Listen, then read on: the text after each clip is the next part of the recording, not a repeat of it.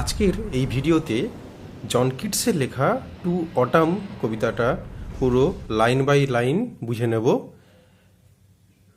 Two autumn অর্থাৎ ode to autumn, এই ode to autumn কথাটার অর্থ কী? অটাম কথাটার অর্থ শরৎকাল, অর্থাৎ শরৎকালের উদ্দেশ্যে লেখা কোনো গীতি কবিতাকে বলা হচ্ছে ওড টু অটাম। তো দেখো কবিতাটার লাইন বাই লাইনগুলো দেখে নাও।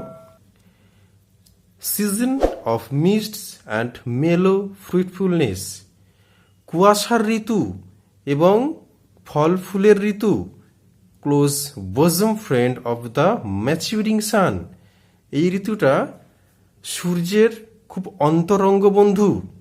কনস্পায়ারিং with him how to load and bless with fruit the vines that round the thatch eaves run. এই ঋতু কি করেছে না সূর্যের সাথে ষড়যন্ত্র করেছে। কি ষড়যন্ত্র করেছে যে কি করে ওই যে কুঁড়ে ঘরের চালের উপরের কিনারায় যে আঙুর লতা গাছগুলো বয়ে চলেছে সেই গাছগুলোকে কিভাবে আঙুরে আঙুরে ভরিয়ে দেওয়া যায়।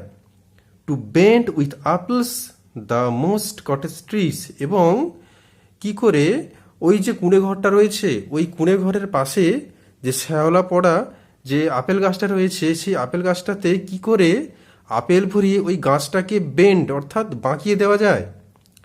And fill all fruit with ripeness to the core, এবং সমস্ত ফলকে কিভাবে একদম ভেতর থেকে পাকিয়ে দেওয়া যায়। এই ষড়যন্ত্র সূর্যের সাথে এই অটাম অর্থাৎ শরৎ ঋতু ষড়যন্ত্র করেছে। টু সোয়েল দ্য গোট, এছাড়া আরও কি ষড়যন্ত্র করেছে, কি করে কুমড়োগুলোকে ফুলিয়ে দেওয়া যায়। And plump the hazel shells with a sweet kernel, এবং কি করে ওই যে হ্যাজেল বাদামগুলোর ভেতরে কি করে মিষ্টি শাঁসে ভর্তি করিয়ে দেওয়া যায়। To set budding more and till more, এবং গাছে গাছে কি করে আরও কুঁড়িতে ভরিয়ে দেওয়া যায়। Later flowers for the beech, এবং সেই কুঁড়িগুলো পরে মৌমাছিদের জন্য ফুল হয়ে গজাবে। Until they think warm days will never cease, এবং যখনই ফুল হবে তারা ফুলে মধু সংগ্রহ করবে মৌমাছিরা, এবং তখন মৌমাছিরা ভাববে যে কখনোই গরমের দিন শেষ হবে না, অর্থাৎ শরতের পর যখন গরমকাল আসবে সেই গরমকালে যখন গাছে গাছে এই কুঁড়িগুলো যখন ফুল হয়ে জন্মাবে এবং সেই ফুল থেকে যখন মধু সংগ্রহ করবে মৌমাছিরা, তখন তারা ভাববে যে গরমকাল বোধহয় আর শেষই হবে না।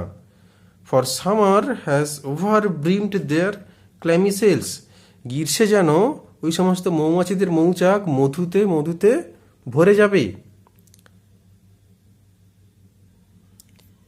তারপর দেখো 2 number para. Who hath not seen thee of amid thy store, কে তোমাকে শস্য ভাণ্ডারের মাঝে দেখেনি। Sometimes whoever seeks abroad may find the sitting careless on a granary floor, কেউ যখন লম্বা দীর্ঘ গ্রামের রাস্তা দিয়ে হেঁটে যায় সে তোমাকে কি দেখতে পায় না, সে তুমি অগোছলভাবে শস্য ভাণ্ডারের মেঝের উপর বসে থাকো। The hair soft lifted by the winnowing wind, তোমার চুলগুলো যে শস্য ঝাড়া হয় যে বাতাস, সেই বাতাসের তোমার চুলগুলো এলোমেলোভাবে উঠতে থাকে। Or on a half reaped furrow sound asleep, এবং কেউ কেউ অর্ধেক ফসল কেটে ফসল কাটতে কাটতে ঘুমিয়ে পড়ে। ড্রাউস উইথ দ্য ফিম অফ পপিজ, আবার কেউ কেউ কি হচ্ছে না পোস্তর গন্ধে ঝিমিয়ে পড়ে মাঠের মধ্যেই।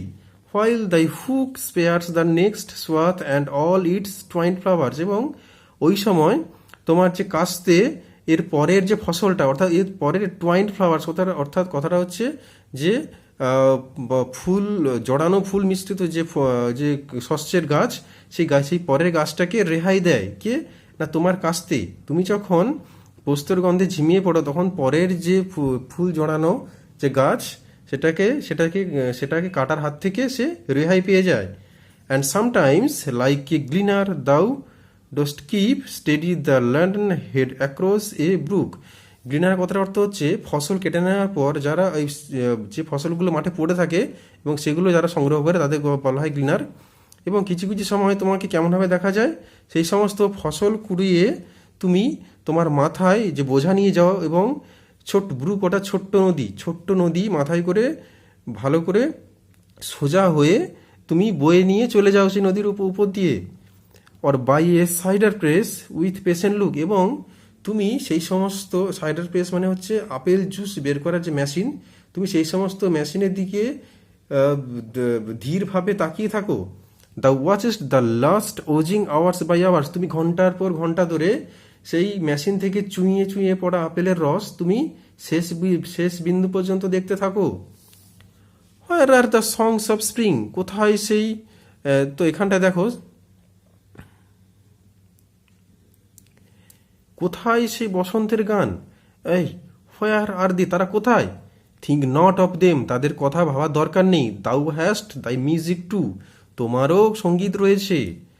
File barred clouds bloom the soft dying day, এখানে বার্ড ক্লাউড কথার অর্থ হচ্ছে যে মেঘ হচ্ছে রোদের আলোকে বাধা দেয়, তো সেই সমস্ত মেঘ, দ্য বার্ড ক্লাউড, সেই সমস্ত বাধা দেওয়া মেঘগুলো, bloom the soft dying day, যেটা কি হচ্ছে না চমকাচ্ছে দিনের শেষে।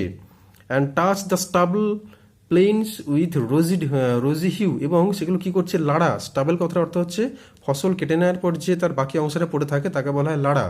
সেই সমস্ত সেই আলোটা কি হচ্ছে সেই লাড়ার উপরে, মাঠের উপরে যে লাড়া, সেই লাড়ার উপরে একটা লালচে বর্ণ ধারণ করছে, অর্থাৎ গোলাপি আভা ধারণ করছে। Then in a wailful choir the small gnats মৌন, তারপরে চিৎকার করছে কারা না ছোট্ট ডাঁসেরা, ন্যাট মানে হচ্ছে ডাঁসেরা চিৎকার করছে। এবং দ্য রিভার স্যালোস বর্নি অ্যালোপড, তো দেখো এখানে বলা হচ্ছে এবং দ্য রিভার, অর্থাৎ উইলো গাছের পাশের যে মানে নদীর পাশে যে উইলো গাছ রয়েছে, সেই উইলো গাছের ফাঁকে ফাঁকে সেই ডান্সগুলো গান করছে। Borne aloft or sinking as the light wind lives or dies, এবং যখনই বাতাসটা একটু বেড়ে চলেছে তখনই তাদের চিৎকার বেড়ে যাচ্ছে, এবং যখনই বাতাসটা হালকা একটু কমে যাচ্ছে তাদের চিৎকার আবার আস্তে আস্তে কমে যাচ্ছে। And full grown lambs loud bleat from hilly bourn, এবং পাহাড়ের ওপরে ভেড়ার বাচ্চাগুলো জোরে জোরে ডাকছে। হেড ক্রিকেট সিং, ঝোপঝাড়ে ঝিঁঝি পোকাগুলো ডাকছে। And now with treble soft the red breast whistle from a garden croft, এবং এখন কি হচ্ছে না লাল বুকওয়ালা পাখি যে বাগান ঘর থেকে জোরে জোরে ডাকছে। And gathering swallows twitter in the skies, এবং সোয়ালো পাখিগুলো আকাশে জড়সড় হয়ে উড়ে বেড়াচ্ছে। তো এই ছিল তোমাদের পুরো ওড টু অটাম জন কিটসের লেখা একটা কবিতা। এটাকে প্রত্যেকটা লাইন বাই লাইন বুঝিয়ে দিলাম। তোমরা ভালো করে কয়েকবার ভিডিওটা দেখে নাও, তাহলে ভালোভাবে বুঝতে পারবে। 3টে প্যারা রয়েছে, 3টে প্যারা তোমরা ভালো করে প্রত্যেকটা প্যারা দেখে নাও, এবং তোমরা আশা করছি বুঝতে পারছো, এবং এটাকে ভালো করে কয়েকবার দেখলেই ভালোভাবে বুঝে যাবে। তো ভিডিওটা ভালো লেগে থাকলে অবশ্যই একটা লাইক করো, এবং যারা এখনও চ্যানেলটা সাবস্ক্রাইব করোনি তোমরা এক্ষুনি সাবস্ক্রাইব করে দাও, কারণ এরপরে আরও ভিডিও নিয়ে আসবো।